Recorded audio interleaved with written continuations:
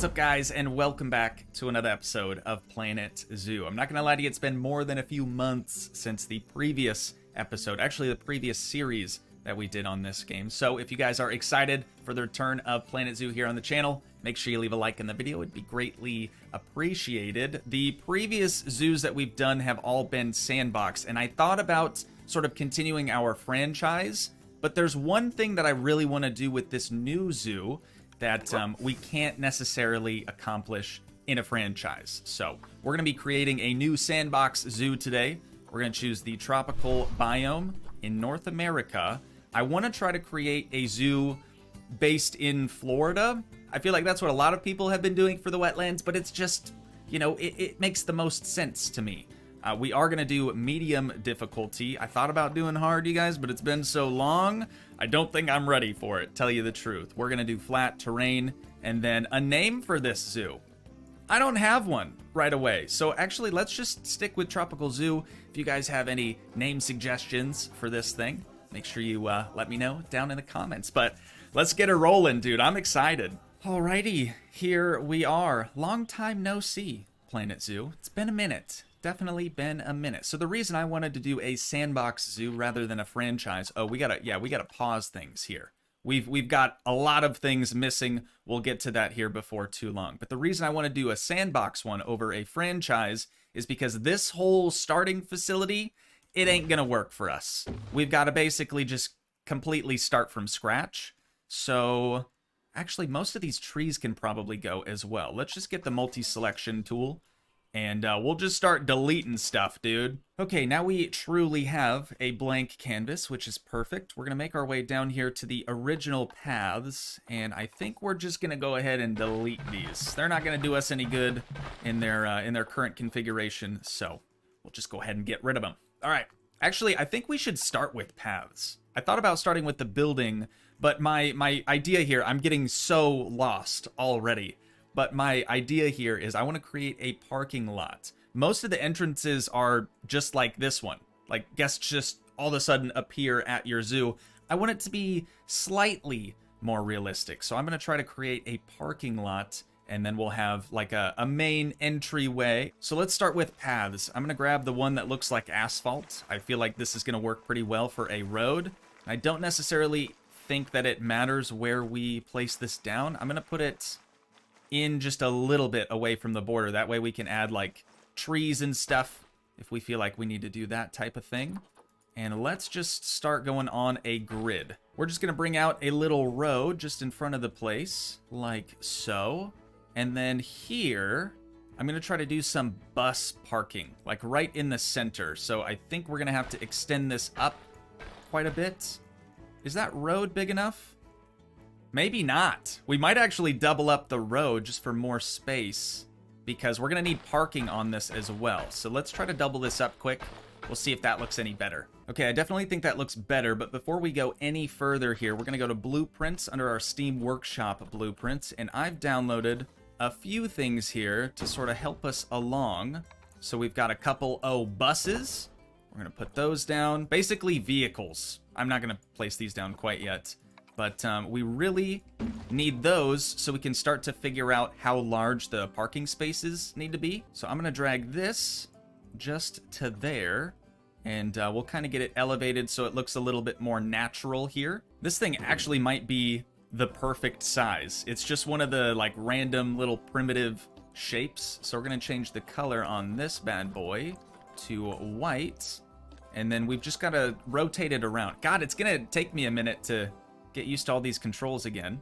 But we're going to rotate it just like so, and then drop her down into the ground. Just barely getting it peeking through right there, and we can move it a little bit closer. Let's duplicate that, slide it over to the opposite side, and then we can figure out how wide it actually needs to be. I think the shape that we used is going to be too large. Well, actually, maybe on the opposite end it might fit pretty well. Oh yeah, dude, that's like actually pretty perfect right there, I'd say. So we have our parking spaces now figured out. We're going to get this car moved out of here once again. So it is quite literally just 3 pieces. That's it. We're going to merge these 3 into a scenery group so we can continue to kind of duplicate this, paste it all around. And now that we've got 4 of these things, I'm going to rotate them this direction and slide them real close up to the curb over here so we can figure out how much space we're going to have in between the like parking spaces and then the road itself. I think that is plenty big. So if we rotate another one of those parking spaces onto the opposite side, this is going to act as our street. So if we get another vehicle placed over here, rotate it around, going maybe the opposite direction. I know this isn't accurate for the US. They would be driving the other way, but I think that actually works pretty well. It's definitely to scale, which is what I'm after. So I think the next thing we need to do is kind of just repeat the process of creating parking spaces here, and then we need to create some different ones, slightly different ones for the buses. Those are going to go just here, and then we can start to branch this road out. We're going to have a big sort of half circle drive that's gonna go up to the front of the zoo. I think it's gonna look pretty good, you guys. I really do. A few moments later. Golly, dude, I did not think that a parking lot could be this difficult to create. So originally I was kind of framing out the parking spaces based on the size of the vehicle, which is good, right? We need everything to be to scale. But what I wasn't doing was making sure that the parking space was also then to scale with the parking lot, right? Because we need everything to be sort of not necessarily exactly square, but definitely close. So we've got a little bit different shape going on now. At least everything is spaced properly. So all I have to do now is essentially just keep copying and pasting all these parking spaces around, and then everything should look pretty good. 1 minute, 37 seconds later. All right, again, slightly different layouts once more. But what we're going to do now is start to create our big sweeping curve. So I'm going to bring this up to, well, let's maybe do the grid, because I want more parking spaces just on the opposite side of this one. So if we bring that out like this, I think that looks pretty good. We'll do a similar thing over here. And actually, you know what? We're going to space this out a little bit more. Here we go, dude. Here comes the indecisiveness that comes with playing Planet Zoo, or Planet Coaster, for that matter.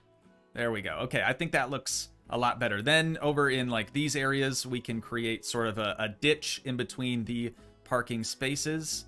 But now we're officially ready to start our big circle drive here. So we're going to bring that in 1 click to the left. We're going to switch off to the other side. 1 click to the right, 1 more click to the right, back to the left. You guys know the deal, right? We're gonna bring them both around until they meet pretty well in the middle. It's not the greatest curve. We can try to adjust that slightly. I think that looks a little bit better. I don't know, dude. It's kind of a wonky curve, isn't it? Let's try to just clean up this bit.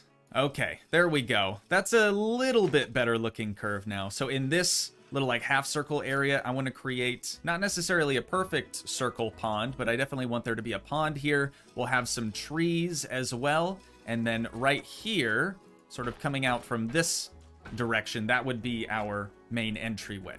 I'm definitely feeling more confident about this, but I think what we're missing now is like all the additional road markings and things. So I'm going to start laying down some yellow lines over here. We need some like arrows to show people, you know, if people could drive in Planet Zoo, we got to show them which direction they should be going through this lot. In addition to that, I feel like if we had a little bit more curve on some of these turns, I think that could also make it look a little bit more legit. Many minutes later. Now that we're quickly approaching 2 hours in the recording today, I can wholeheartedly say that I had no idea building a parking lot was going to be so incredibly time consuming. But you can see we're starting to lay down a couple of lines. Things are kind of making a little bit more sense now. We have some sidewalks going in as well. I don't know if I want to keep this sidewalk or if I want to change it out for something that has a little bit less texture to it. But I do think it meshes well with the curbs here from the path. And something else I didn't even think about is guests may try to use this path, since it is a path and not a road, as their walkway.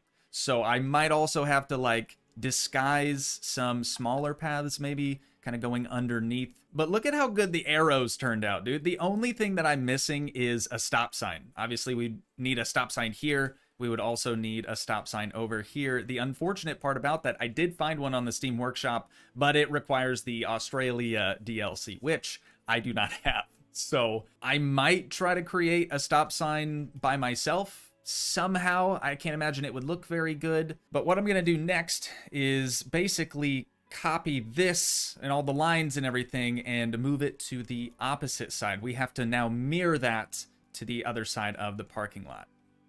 This is a lot. This is actually quite a lot. So now that we've got our parking lot looking the way we want it, there is still a lot of work that needs done here. But I do want to focus on something other than just a parking lot this episode. So we're going to start focusing on the main pavilion, the main entrance into this zoo. And I am loosely basing this zoo, at least the front entryway, on the Brevard Zoo, a place I've actually been to once before with my wife. I don't really remember much about it, tell you the truth. So I am looking up a couple of reference photos just for that. So we're going to start with another path. I know. It'll be well worth it, though.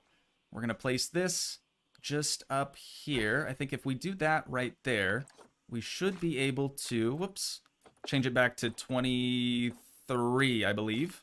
There we go. All right, now that's going to connect up. This is going to be the start of our main path system leading throughout the zoo. I do think it's important, though, that we get rid of the curb on this one because I think we're going to have to sort of hide it a little bit. We're going to select the grid again, add a herringbone brick path there, and then we're basically just going to surround this with concrete. Just like that. Perfect. What we need to do now is bring the faux sidewalk that we've been working on all the way around this roundabout and try to get it to mesh well into this concrete pad that we've now created. I don't know if this is going to go well, tell you the truth, but we're going to give her a shot anyways. Truthfully, not my greatest work, but I think it's going to have to do for now. And now, to start constructing this building, I think I'm actually going to start by working with the roof pieces to kind of configure this structure, but it's going to take me a little while to piece this bad boy together. So I'm going to hit you guys with the first little time lapse here. Enjoy. I'll see you guys here in a few minutes.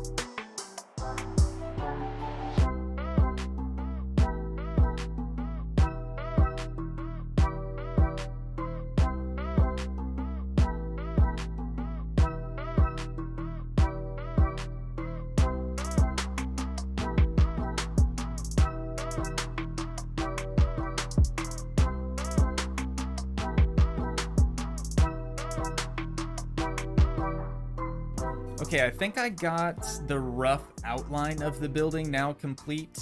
I'm pretty happy with it. To tell you the truth, I'm pretty happy with it. However, I don't really care for this roof that we're going with. I like the main A-frame portion of it. I think that came out really well. But this whole thing here, just not making a whole lot of sense. So I'm going to see if we can't do something different there. Worst case, I just have to have like some overlapping roof pieces here. So like if I slide that one in and we can try to fill it in this way. Oh, dude, the height thing is, oh God. I didn't even unselect this or change that in any way. It just kind of does that automatically. That is one thing that drives me absolutely nuts. We'll see if I can just, there we go, slide those over. So worst case, we'll have something that looks like this on the inside. I'm not really crazy about it. Not really crazy about it. And I do think it's important that the other A-frame is a little bit wider not as high and a little bit wider. So that's what we got going on there. Let's fill this little bit in. And that, what are we thinking? See, I don't like what it's doing to the interior then. That makes it just look really weird. This has really been kind of ridiculous as well. It's like I've never even played any of the Planet games before. I've completely forgotten how to do everything. I think I'm going to try to change the roof slope on this side as well to better match what we have going down the center. So we're switching from a 2 meter to a 4, I believe. Okay, this is the look I was going for from the front. But now if we go around to the side, you'll see what I had to do in order to get it to look this way.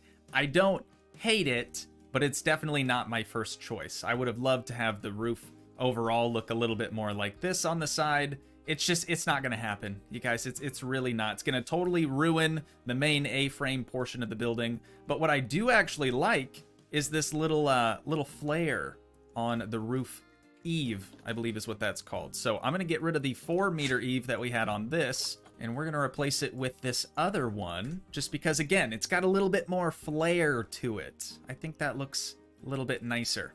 I think at this point, I have been working on the rough skeleton of the main entrance for far too long, and it's just not really getting much better.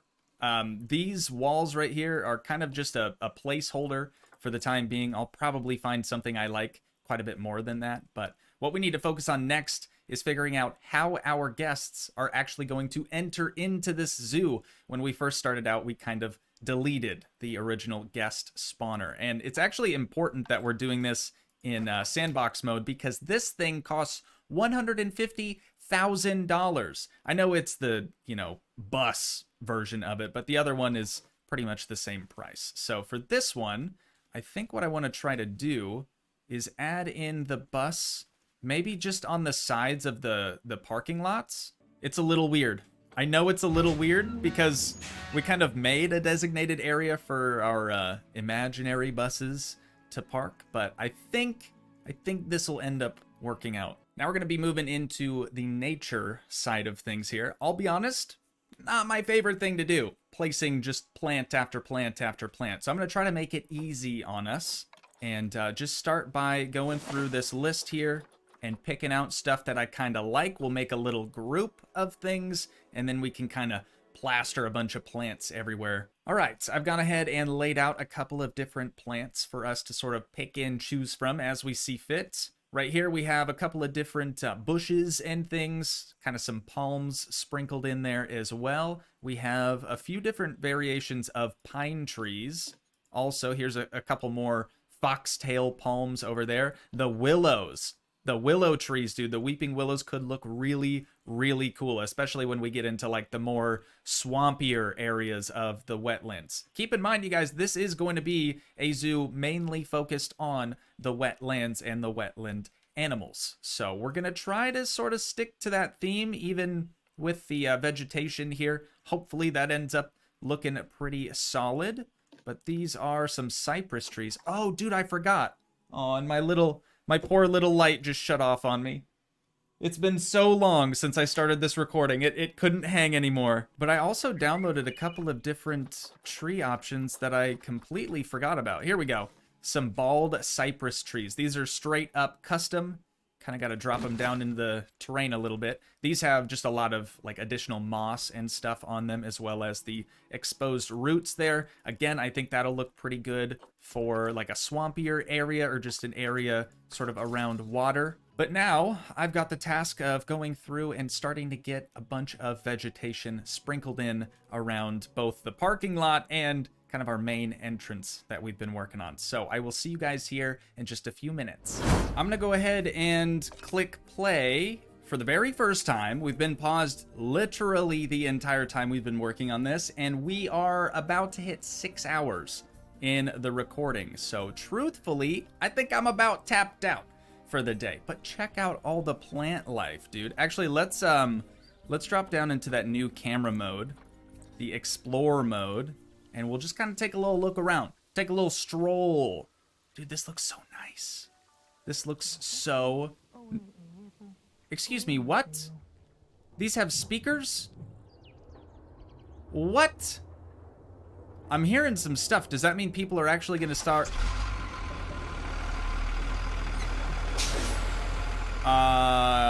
Excuse me. Okay, I guess the buses just make a little bit of noise, but nobody has gotten off just yet. I know they have access into the front entryway. Also, the front entrance, definite work in progress. This is absolutely not its final form. This is just kind of how it's looking for right now. Actually, can we can do stuff in this camera mode too? Okay, good, because I have two little roof tiles up there that I no longer require. There we go. Okay, that's pretty cool that we can kind of play in first person mode, so to speak, instead of having like that god camera angle. This is kind of neat. So what we have going on here, ladies and gents, is a completed parking lot and like the start of the front entry into the zoo. I know we really didn't get that much done. Actually, scratch that. We did get a lot done, but it doesn't really seem like it because of how long this actually took. But I do hope you guys are liking what you're seeing so far, because this is only the beginning. Many, many more things yet to come. Oh, also we have a little picnic area just on the front side of the building here. Looking pretty good, you guys. It's looking pretty good. I'm very proud of this. Not to toot my own horn or pat myself on the back too much, but you guys know, if you've been watching the channel for a while, you'll know that placing scenery pieces or plants and stuff down, not my favorite task. So the fact that we're left over now with something that looks this good, I'm pretty proud of it. Pretty proud of it. So, ladies and gentlemen, unfortunately, I do think that's probably where we're going to wind things down at for today. I know it's probably the world's shortest episode we've ever done on Planet Zoo, but we're getting our feet wet, you know? We got to start somewhere. So if you guys did enjoy, please leave a like, leave a comment, help support the dream by smashing that subscribe button, and I will see you in the next one. Thanks so much for watching, guys. Peace.